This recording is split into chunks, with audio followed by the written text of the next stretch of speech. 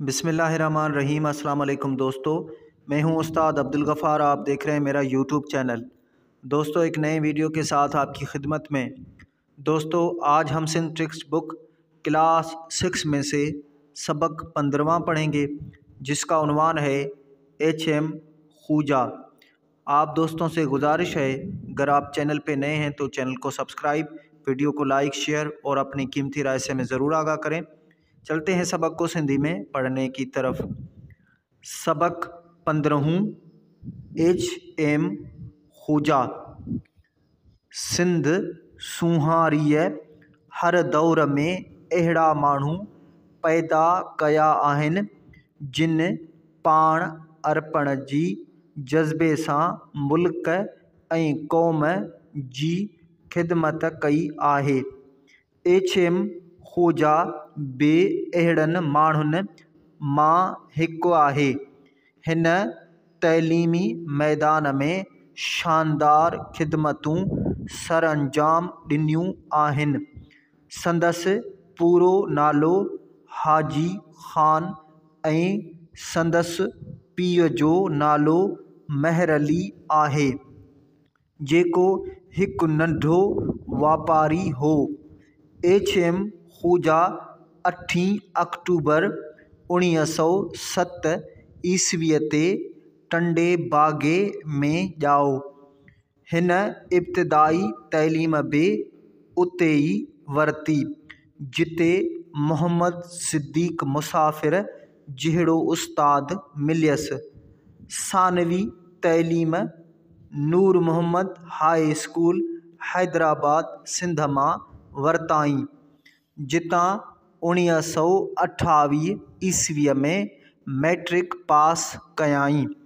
1932 ईस्वीअ में DG college कराचीअ मां BA करे लाड़काणे में उस्ताद मुक़ररु थियो। 1934 ईस्वीअ में मदरसा हाई स्कूल नौशेरे फ़िरोज़ में उस्ताद मुक़ररु थियो। 1935 ईस्वीअ में मुंबई यूनिवर्सिटीअ मां पंहिंजे ख़र्च ते BT इम्तिहान पास कयाई। पोइ सिख्या वरितल उस्ताद तौरु मीरपुर ख़ासि हाई स्कूल में मुक़ररु थियो। 1936 ईस्वीअ में सरकारी नौकरी छॾे डिस्ट्रिक्ट लोकल बोर्ड नवाबशाह जे हिकु नंढे मिडिल स्कूल में हेड मास्तरी क़बूलु कयाई। संदसि महिनत ऐं कोशिश सां 1940 ईस्वीअ में उन मिडिल स्कूल खे हाई स्कूल जो दर्जो ॾिनो वियो।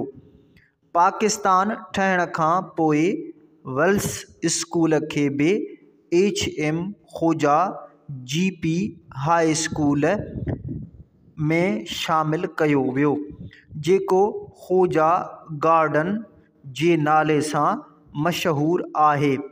HM खूजा शागिर्दनि लाइ हॉस्टलूं, उस्तादनि लाइ क्वार्टर ऐं लतीफ़ हॉल तइमीर कराया।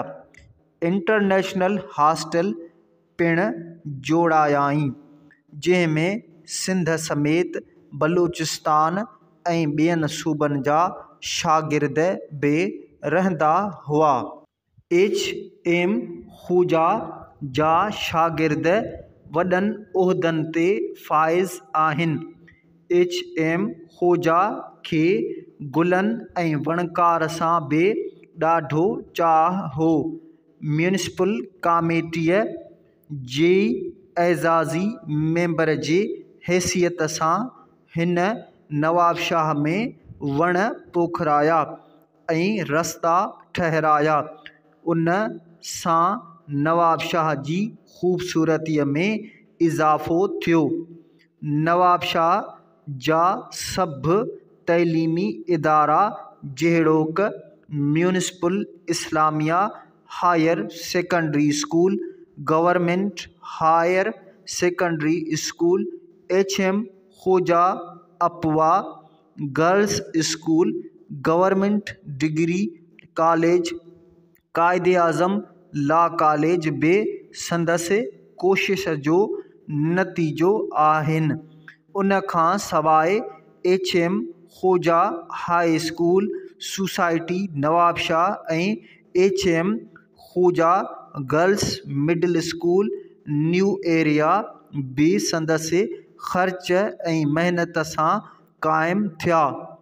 HM खोजा 1954-55 ईस्वीअ में फोर्ड फाउंडेशन अमेरिका जी दौलत ते अमेरिका पिणु वियो, जिते हुन तइलीमी इदारनि जो मुआइनो कयो। उते हिन अमेरिकी तइलीमी सिरिश्ते, तजरबनि ऐं नज़रियनि जो ॻोढ़ो अभ्यास कयो। उतां मोटी हिन पंहिंजनि तइलीमी इदारनि जी बहितरीअ लाइ वधीक महिनत कई। HM खोजा जी तइलीमी ख़िदमतनि तौरु पाकिस्तान जे सदर फील्ड मार्शल अयूब ख़ान खेसि तमग़ा ख़िदमत सां नवाज़ियो। पाकिस्तान जे सदर फ़ारूक अहमद लगारीअ पिणु खेसि हुस्ने कारकरदगीअ जो तमग़ो ॾिनो। HM खोजा खे म्यूनिसिपल कमेटी नवाबशाह पारां शहर जी सोनी कुंजी पेश कई वई। HM खोजा जो सॼी ज़िंदगी तइलीम ऐं तदरीस सां ई लाॻापो रहियो। हिन भलीअ भते ॼातो थिए त क़ौमी तरक़ीअ लाइ तइलीम केतिरी ज़रूरी आहे। HM खोजा उन ॾस में अमली तौरु जाखोड़ियो। तइलीम जे वाधारे जो खेसि ॾाढो ऊन्हो हूंदो हो, जंहिं जो अंदाज़ो इन मां लॻाए सघिजे थो त आख़िरी पसाहनि ताईं तइलीम जे वाधारे बाबति हिदायतूं ॾींदो रहियो।